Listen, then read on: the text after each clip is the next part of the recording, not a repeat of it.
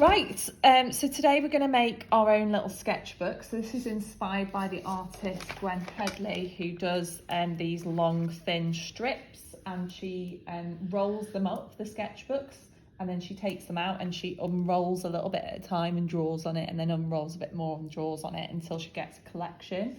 That's probably a better picture there. I don't know if you can see that there.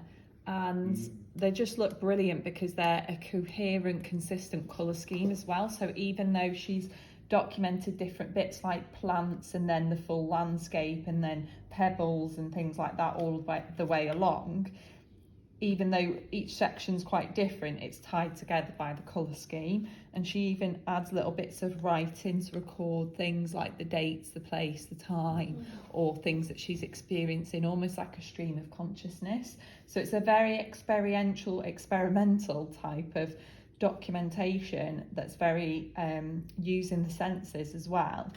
And I think it's a great technique to be able to make your own sketchbooks. And I know I've shown you how to make a sketchbook before, but not a long thin roll one. So I've just taken a collection of papers, including some of the ones that I prepared last time. Most of them are plain white, but I am going to use watercolour to pre-prepare a background on some, because we were learning last week about, pre-preparing a background. But some you might just want to leave quite plain as well. So it's like having a combination of some that have been done before, some backgrounds we're going to do today, and some plain.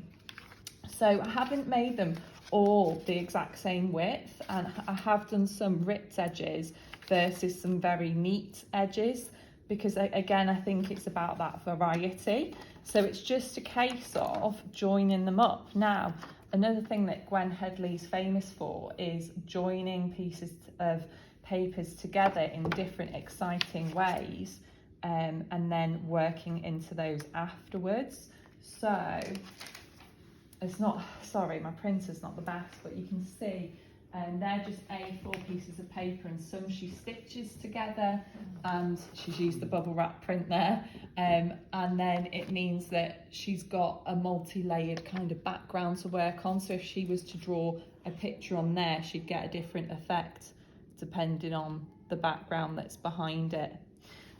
So with that in mind, we don't just have to stick things together. I've bought threads, so you could put a couple of just long stitches there, a bit like how she's done on this one. They're not neat, they're not designed to look neat, they're designed to look artistic. But you don't have to stitch if you don't want to. I really like it when she uses like the bits of paper that have like the holes in and stuff, so you can even like hole punch bits out and things like that on purpose.